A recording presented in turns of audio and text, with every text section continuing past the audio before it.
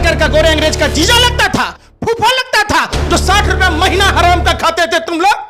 निकम्मे निठल्ला, तुमसे अगर देश नहीं चल रहा तो तुम्हें इस्तीफा दे देना चाहिए थे। तुम सावरकर की औलाद हो, क्या जानो। नंदू मेला बंडू करते करते पूरे देश का बंटा धार कर दिया, बेड़ा कर दिया। नरेंद्र मोदी पनौती है। जब भाजपा में आ गए तो क्या भाजपा वालों के जीजा लग रहे हैं। जिन महिलाओं को वेश्या कहा गया, जब भाजपा में आ गया तो क्या इनकी बहनें हो गई। भाजपा और आरएसएस के लोगों, कान खोलकर सुन लो, ये कि गोरे अंग्रेजों को 7 समुद्र पार तक जूतों से मारते हुए भगाया था। अब इन काले अंग्रेजों, आप भाजपा के एजेंट हैं, कह रहे योगी का राज ये ढोंगी है, ये रावण राज वाले लोग हैं, ये रावण कौरव और कंस की तरह अहंकारी हैं, दम्भी हैं। प्रधानमंत्री को चूड़ियां भेजा करती थी स्मृति ईरानी जी, हाथी जैसी मोटी होती जा रही हैं। आप 2.25 आंख वाला बाबा रामदेव देख लीजिए, रामलीला मैदान से सलवार पहन के भागा, हो गया अमीर। जो अंग्रेजों से माफी मांगा, हो गया वीर। अब प्रधानमंत्री 10 लाख का सूट, 5 लाख का बूट पहनते हैं, मशरूम की सब्जी खाते हैं, काजू पिस्ता बादाम की रोटी तक कहते हैं फक्कर फकीर। भगवान नरेंद्र मोदी जैसा फकीर सबको बना दे, पूरे हिंदुस्तान को। ये पहला ऐसा निकम्मा प्रधानमंत्री, निठल्ला प्रधानमंत्री है जो देश बेचने का काम कर रहा है, मुल्क को बर्बाद कर रहा है। नमस्कार दोस्तों, मैं हूं देव। इस समय आप देख रहे हैं लोकतंत्र टीवी। बिहार चुनाव में तमाम वो लोग जो हैं बाहर से, जो बड़े बड़े राजनीतिक चेहरे हैं या बड़े बड़े एक्टिविस्ट हैं, बिहार चुनाव में दरअसल वो शिरकत में आ चुके हैं। आपको बता दें कि नित्यानंद का वो बयान, जिसे पूरे बिहार में ही नहीं बल्कि देश में कोहराम मच गया है, भूपेंद्र यादव का वो बयान जिसने पूरे प्रदेश में कोहराम मचा दिया है, ये बात समझना पड़ेगा कि बिहार वालों पर इसका कितना असर पड़ने जा रहा है। फिलहाल इस समय हमारे साथ मौजूद हैं पंकज श्रीवास्तव, सोशल एक्टिविस्ट जो लगातार दिल्ली से अपनी आवाज उठाते हैं। इस समय फिलहाल वो बिहार में हैं। सर, क्या लग रहा है पूरे बिहार चुनाव को जो रणनीति हो रही, जो अलग अलग बयानबाजी किया जा रहा है, उसको आपने किस तरह से देखना है? बिल्कुल ये सरासर गलत है। गोरे अंग्रेजों की नाजायज औलादें, ये गोरे अंग्रेजों के दलाल और मुखबिरों जिस तरीके से बिहार के छवि को विश्व के मानचित्र में धूमिल करते हैं, इन निकम्मे निकारे निठल्लों को याद होना चाहिए। बिहारी प्रतिभा का सम्मान करना चाहिए। बिहार जब पूरे भारत, पूरे विश्व में विश्व गुरु था, तब बिहार में 2 विश्वविद्यालय हुआ करते थे। आर्यभट्ट दुनिया का महान गणितज्ञ बिहार में पैदा लिया। महर्षि वाल्मीकि, महर्षि विश्वामित्र, गौतम अहिल्या का स्थान बिहार में है। जिसने ऋग्वेद की रचना की, विश्वामित्र जैसे सरीखे ऋषि मुनि बिहार में पैदा हुए। मां सीता की जन्मस्थली बिहार, गुरु गोविंद सिंह की जन्मस्थली बिहार, भगवान महावीर की जन्मस्थली बिहार, और तो और गौतम बुद्ध की ज्ञानस्थली बिहार। ऐसे बिहार को भाजपा के नेता, जिनके बाप दादा गोरे अंग्रेजों की दलाली और मुखबरी करते थे, इनको बताना चाहिए सावरकर का गोरे अंग्रेज का जीजा लगता था, फूफा लगता था, जो 60 रुपया महीना हराम का खाते थे तुम लोग। तुम कल भी विदेशी शक्तियों के एजेंट थे, आज भी हो। देश ने देखा है। दूसरी बात, नित्यानंद राय जी, शर्म नहीं आती आपको? आप गृह राज्य मंत्री हैं, आपके तारीपार गृह मंत्री हैं, जी किशन रेड्डी गृह राज्य मंत्री होते हुए निकम्मे निठल्ला, तुमसे अगर देश नहीं चल रहा तो तुम्हें इस्तीफा दे देना चाहिए। तुम्हें बोलने में शर्म नहीं आई नित्यानंद जी? आपने कहा अगर बिहार में भाजपा चुनाव हारती है तो पाकिस्तानी आतंकवादी, कश्मीरी आतंकवादी बिहार में पनाह लेंगे। बिहार आतंकवादियों की धरती नहीं है, बिहार देवताओं की भूमि है, स्वतंत्रता सेनानियों की भूमि है, बाबू वीर कुंवर सिंह की धरती है। जब बाबू वीर कुंवर सिंह का जब तलवार गरजता था तो गोरे अंग्रेजों के छक्के छूटते थे। तुम सावरकर की औलाद हो, क्या जानो। बिहारियों के सम्मान की बात, एक बिहारी 100 पर भारी। बिहारी तुम्हारी ईंट पर ईंट बजा देगा, तुम्हारी चूल हिला देगा। तुम बिहार में, जिस बिहार में 15 साल से भाजपा लोजपा जदयू का शासन है, बिहार में कोसी, कमला, गंडक, बागमती, महानंदा नदियों पर डैम निर्माण की बात नहीं करते। तुम बिहार में जो प्रतिभाशाली युवा, छात्र, नौजवान जो रेलवे और बैंक में जाते थे, अगस्त मुनि ने समुद्र पी गया, अटल मुनि पेंशन पी गए। ये नरेंद्र मोदी अपने को दाढ़ी बढ़ा के कह रहा है रविंद्रनाथ टैगोर बनने का सपना देख रहा है। नंदू मेला बंडू करते करते पूरे देश का बंटा धार कर दिया, बेड़ा कर दिया। नरेंद्र मोदी पनौती है, पूरे देश को परेशान कर दिया। आपने देखा होगा, तीसरी महाशक्ति भारत था मनमोहन सिंह जी के टाइम में। हमारे देश की जीडीपी 10.5% हुआ करता था। जो लोग 5 ट्रिलियन की बात कर रहे थे, -24 में पहुंचा दिया। अब पहले की सरकारें खराब जिसको कहते थे ये नरेंद्र मोदी जी, तो उस समय बोनस दिया जाता था। नरेंद्र मोदी जी के अच्छे दिनों की सरकार में लोन दिया जा रहा है कर्मचारियों को भी। ये इतने बड़े पनौती हैं, घर में थे तो घर तबाह था, गुजरात में थे गुजरात तबाह था, जब देश में आए तो देश का स्थिति देख लीजिए। कोरोना को आपने छुपाया, इस पर आपको बात करना चाहिए। दूसरा सवाल मेरा ये है कि भूपेंद्र रावत ने जिस तरह के बिहार के लोगों पर टिप्पणी की है, इसको आप किस तरह से देखते हैं? क्या इससे बिहार में जो तमाम लोग वोटर्स हैं उसका माहौल बदल जाएगा? बिल्कुल। एक बात बताइए, भूपेंद्र रावत या नित्यानंद राय जैसे लोग, गिरिराज सिंह जैसे लोग, शहनवाज हुसैन जैसे लोग उस दिन किस बिल में छुपे थे?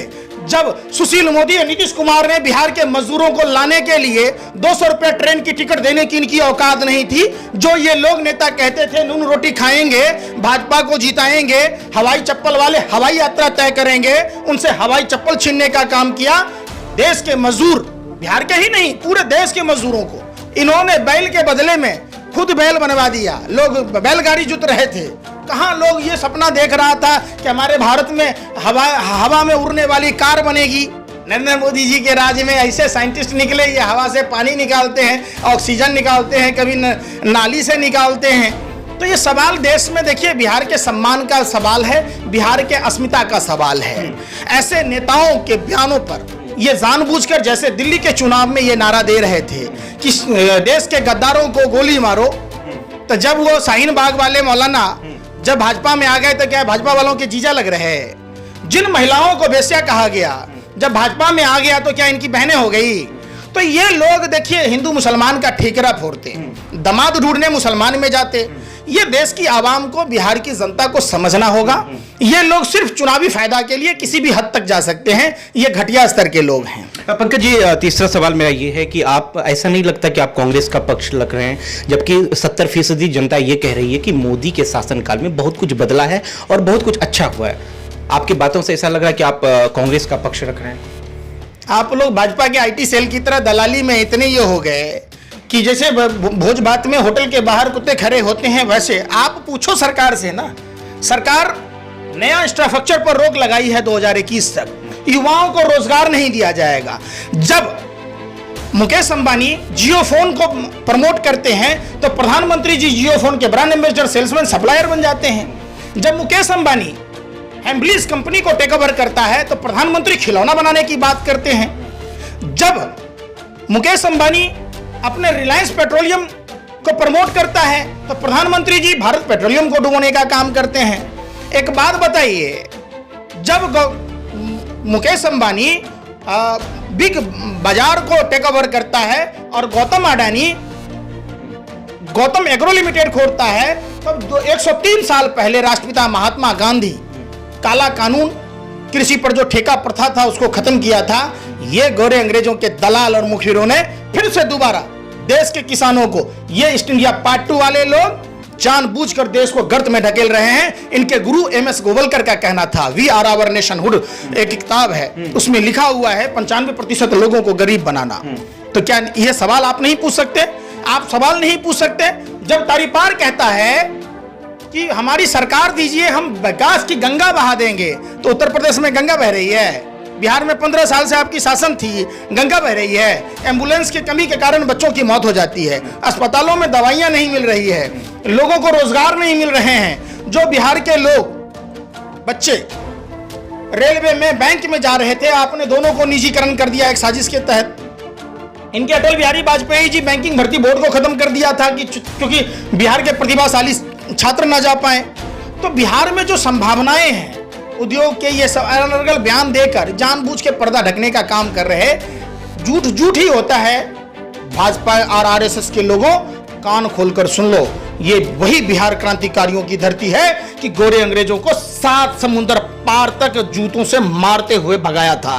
अब इन काले अंग्रेजों को, गोरे अंग्रेजों के दलाल और मुखबिरों को बिहार की जनता, हम जैसे युवा पीढ़ी फिर से भगाने का काम करें। बलिया कांड की अगर हम बात करें, जिस तरह से लगातार आप और आपके तमाम टीम जो है बलिया कांड को लेकर सवाल उठा रहे हैं, योगी सरकार ने पहले ही उस पर शिकंजा कस रही है बलिया कांड को लेकर, लेकिन फिर भी आप सवाल उठा रहे हैं। सर, धीरे धीरे चीजें ये है बदलेंगी तो ठीक हो जाएंगी, मुझे लगता है। आप किस तरह से आप चश्मा कौन सा पहनते हैं? गरुआ कलर का?